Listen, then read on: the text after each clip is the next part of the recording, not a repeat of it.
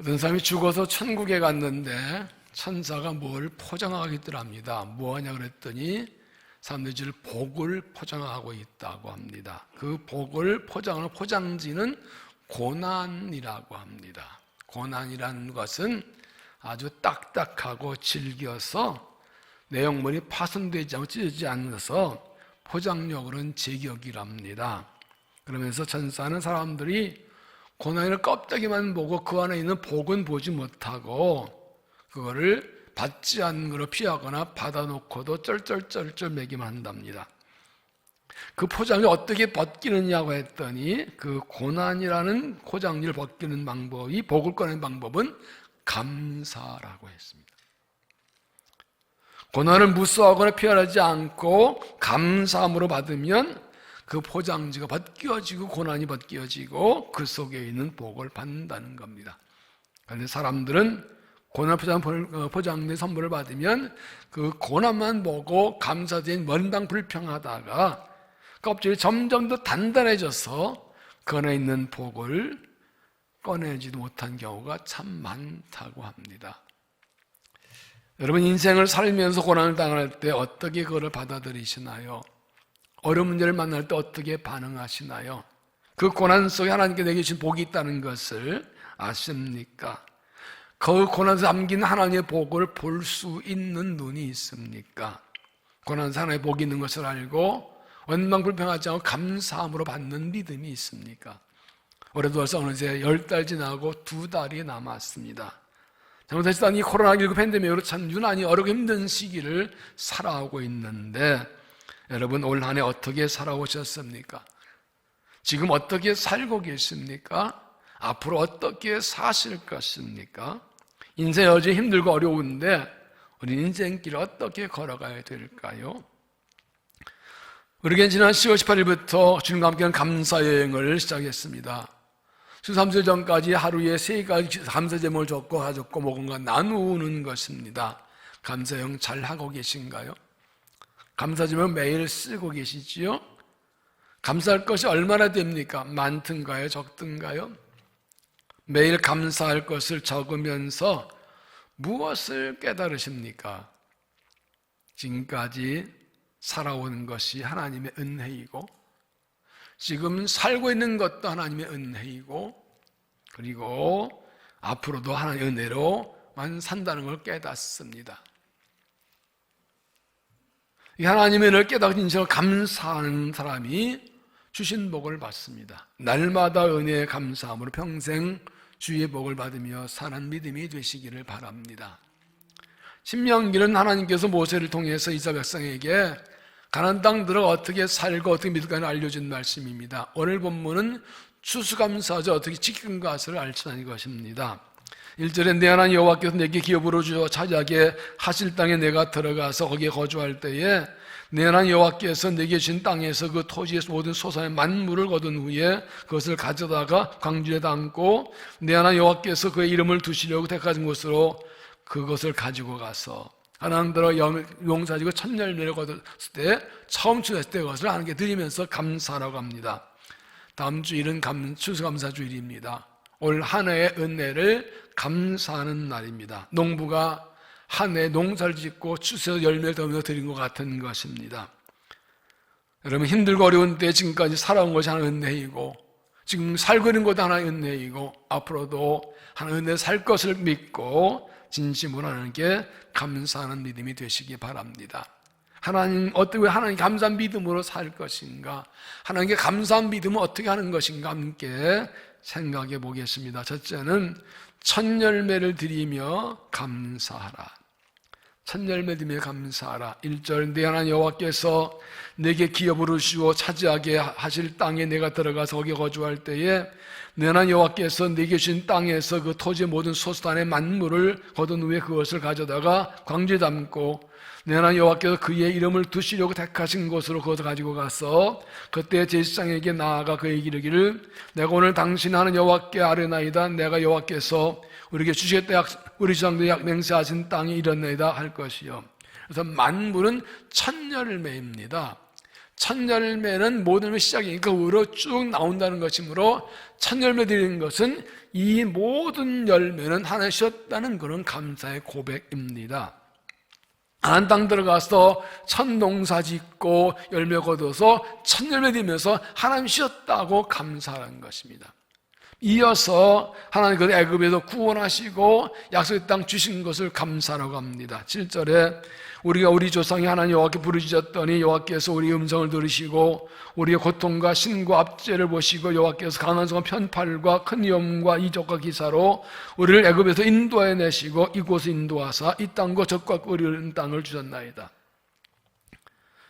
그리고 이어서 하나님께서 농사 지어서 열매게 하신 감사라고 합니다. 10절에 여호와께서 이제 내가 주께서 내게 주신 토지 소산의 만물을 가져왔나이다 하고 너는 그것을 내 하나님 여호와 앞에 두고 네 하나님 여호와 앞에 경배할 것이며, 이 말씀 세 가지를 다 하면 모든 게 하나님의 은혜라는 겁니다. 농사 지어 거둔 것도 하나님의 은혜이고 애굽에서 건져주신 것도 은혜이고 그리고 약속 땅에 들어온 것도 하나님의 은혜이다. 모든 것이 하나님의 은혜를 고백하면서 첫 열매 되면서 하나님께 감사라는 것입니다. 고린도서 3장 6절에 보면 나는 심목과 거물에 물을 주었을 때 오직 하나님께서 자라나게 하셨나니 그런즉 심느냐 물 준 이는 아무것도 아니로되 오직 자라게 하시는 하나님뿐이니라. 농부가 씨를 심고 물을 주고 기물을 메고 한다고 농사가 다 되는 겁니까? 자라게 하는 건 하나님이 하시는 겁니다. 하나님 안 하시면 생명은 자라지 않습니다. 하나님이 해와 비를 주시고 자라게 하시는, 그러므로 우리가 애쓰고 수고해서 내가 열심히 일해서 먹고 살았다가 아니라 하나님이 하게 하신 것입니다. 모든 거 하나님인 줄 알고 1년 한 해를 생각하는 게 진심으로 감사하는 믿음이 되어야 합니다. 사무엘 라이브이츠라는 미국 선교사는 평생 78명의 사형수를 전기의자에서 구해줬는데 감사를 표한 사람은 한 명도 없었다고 합니다. 라들통의 직업을 알선한 아트킹이라는 사람은 2,500명 이상에게 직업을 소개해 주었는데 감사장을 보내온 건 10명뿐이었답니다. 이것이 무엇을 말합니까? 감사할 조건이 없어서 감사하는 것이 아니라 감사할 마음이 없어서 감사하지 않는 것이라고요. 감사할 마음이 없으면 천하를 다 얻어도 감사하지 않습니다. 그러나 감사할 마음이 있으면 어떤 환경에서도 감사합니다. 감사가 사라지면 기도가 약해집니다. 감사가 식으면 말씀이 막힙니다.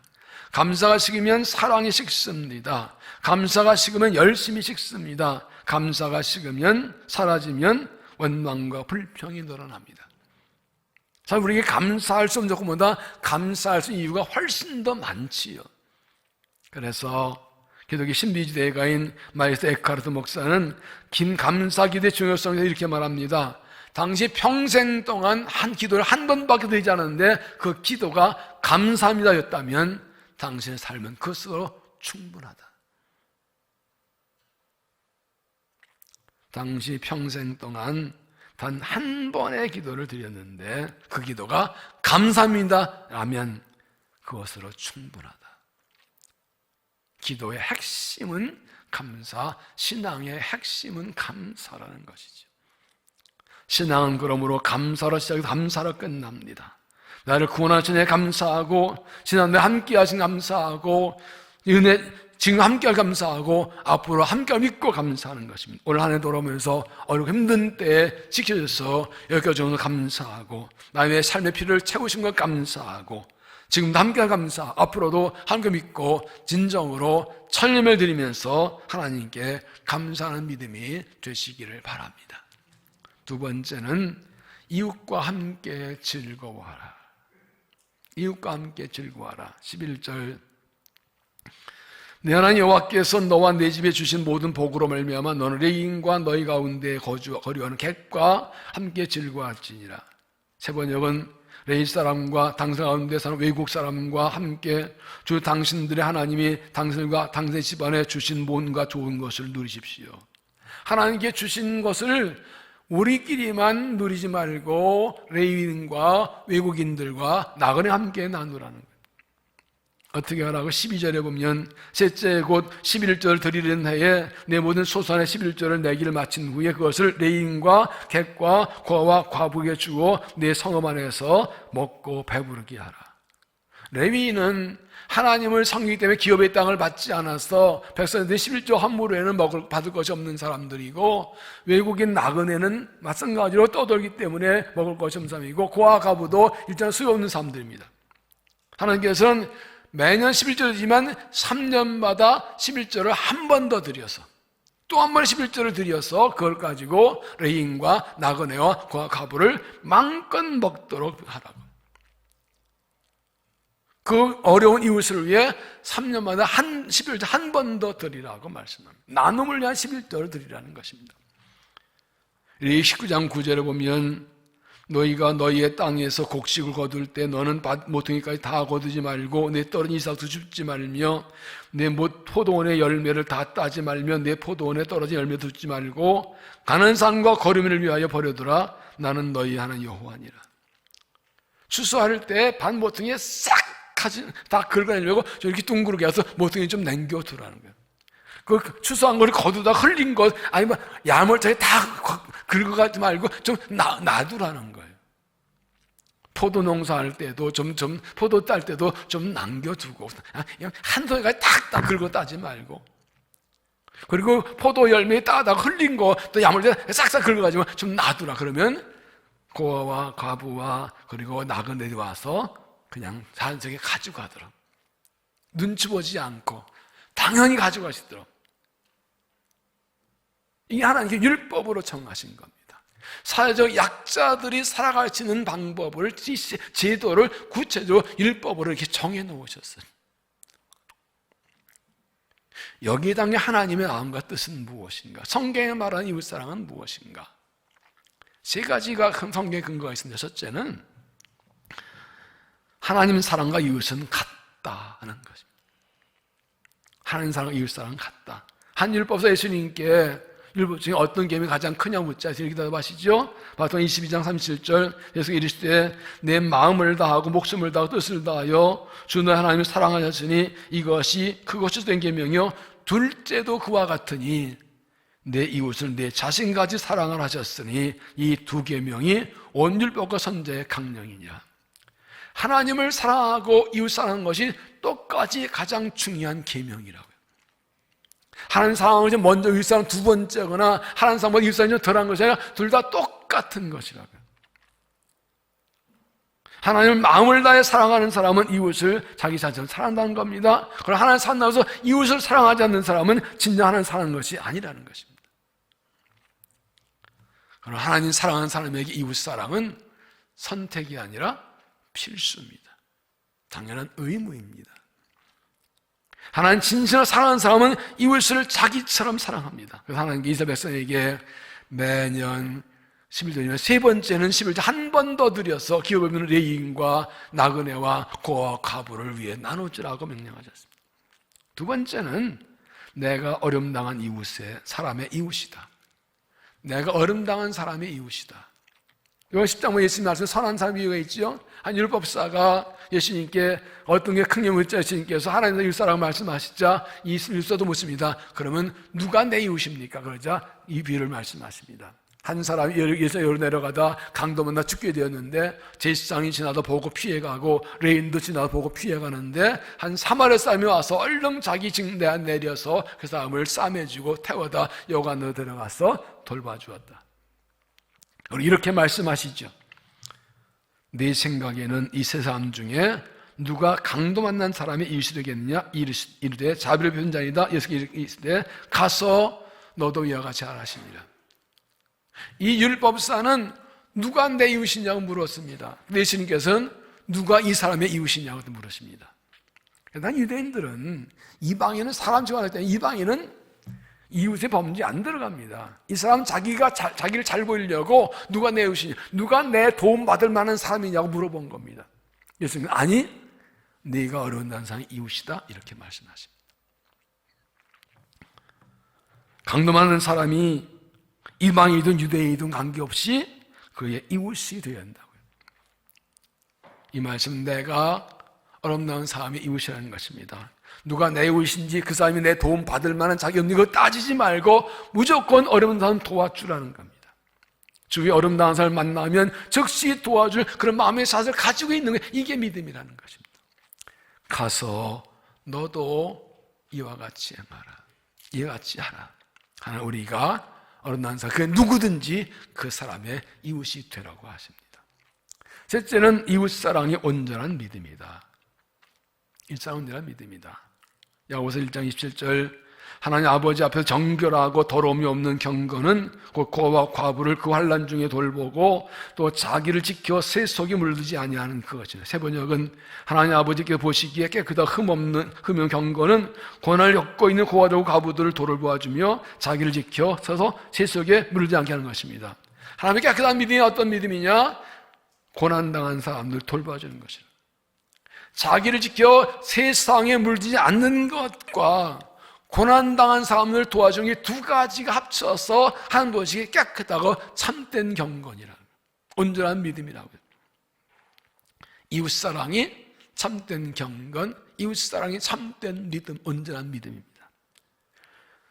고난 중에 있는 사람을 돌봐주는 것은 그러므로 잘하는 것이 아니라 당연한 것입니다. 그걸 하지 않으면 불완전한 믿음이라는 것입니다. 자신을 깨끗해진 것만으로는 온전한 믿음을 할 수 없고 자기를 계속hin 동시에 고난당한 사람을 돌봐주는 것과 합해져야 비로소 온전한 믿음이 되는 것이라고요. 12절을 세 번역을 읽으면 이렇습니다. 새해마다 11절을 드리는 해가 되면 당신들은 당신의 모든 소출에서 열의 하나를 따로 떼어서 그것을 레위 사람과 애국 사람과 고아 과부에게 나눠주고 그들이 당신들이 사는 성 안에서 마음껏 먹게 하십시오. 매년 농사 11일 드리지만 세 번째는 한 번 더 11일 또 남은 11일 또 내서 그것으로 레인과 나그네 고아를 돌봐주라고. 이게 하나님의 뜻입니다. 하나님의 명령입니다. 하나님은 사람 마음 이웃을 사랑하고 내가 어른다운 사람의 이웃임을 기억하고 이웃사랑의 온전한 믿음을 알고 하나님의 마음으로 이웃을 사랑하고 이 감사절에 이웃과 함께 즐거워하는 진정한 믿음이 되시기를 바랍니다. 세 번째는 나눔을 실천하고 복을 구하라. 나눔을 실천하고 복을 구하라. 13절 그리할 때에 내 하나님 여호와 앞에 아뢰기를 내가 성물을 내 집에서 내어 레인과 객과 고아와 과부에게 주기를 주께서 내게 명령하신 명령대로 하였사오니 내가 주의 명령을 범하지도 아니하였고 잊지도 아니했나이다. 하나님께서 말씀하신 대로 셋째 11절을 따로 떠내어서 주의 명령을 잊어버리지도 않고 범하지도 않고 그대로 지켜서 레인과 나그네 과부에 나누어줬습니다라고 보고하는 겁니다.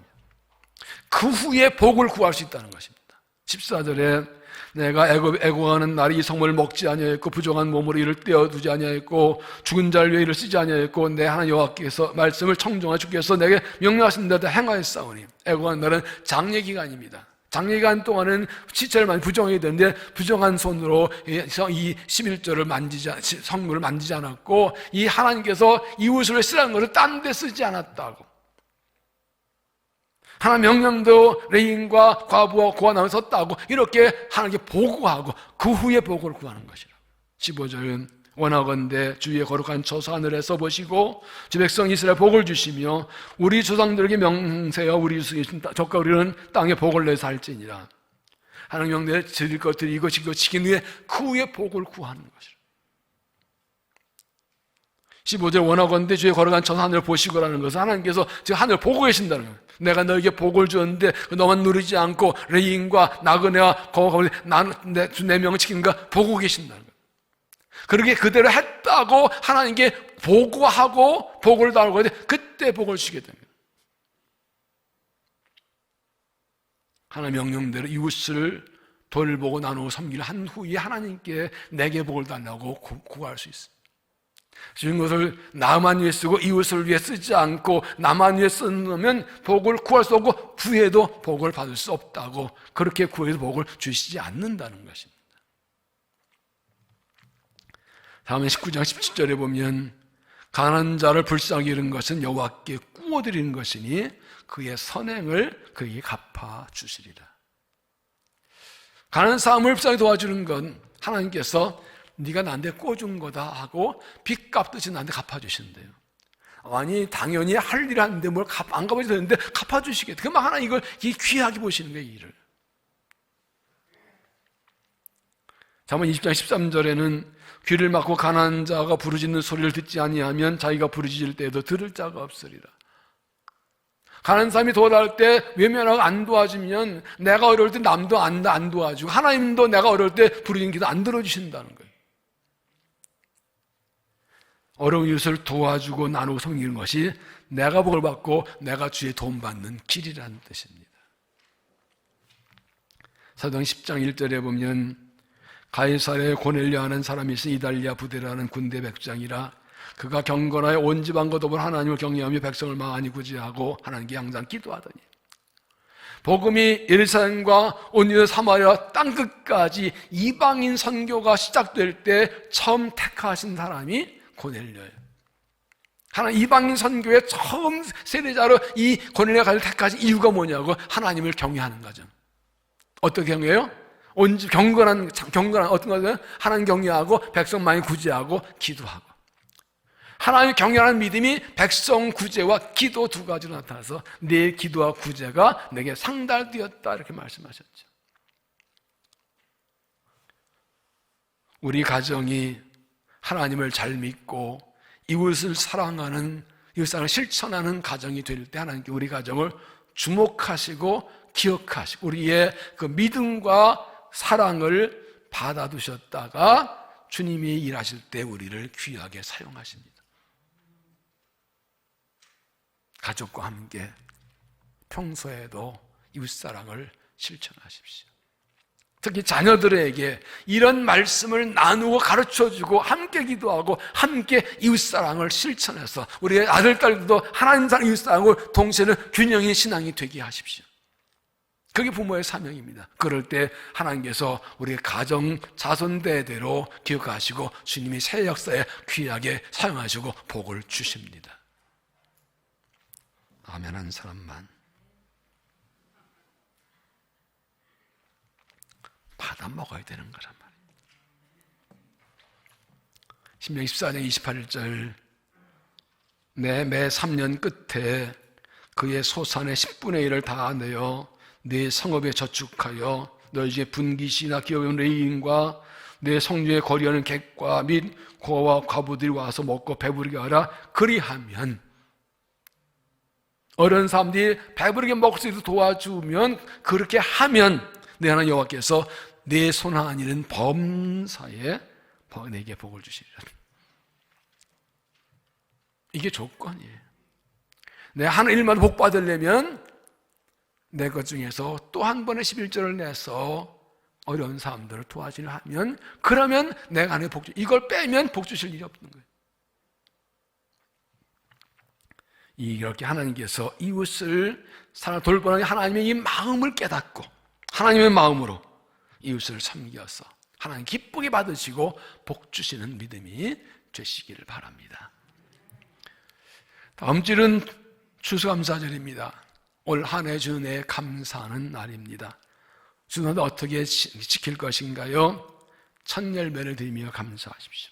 2절 내 하나님 여호와께서 내게 주신 땅에서 그 토지의 모든 소산의 만물을 거둔 후에 그것을 가져다가 광주에 담고 내 하나님 여호와께서 그 이름을 두시로 택하신 곳으로 그것을 가지고 가서 하나님께서 내가 열심히 일하게 하시고 거두게 하시고 지키는 은혜에 진심으로 감사하며 천념을 드리는 마음으로 하나님께 감사하십시오. 이웃과 함께 즐거워하십시오.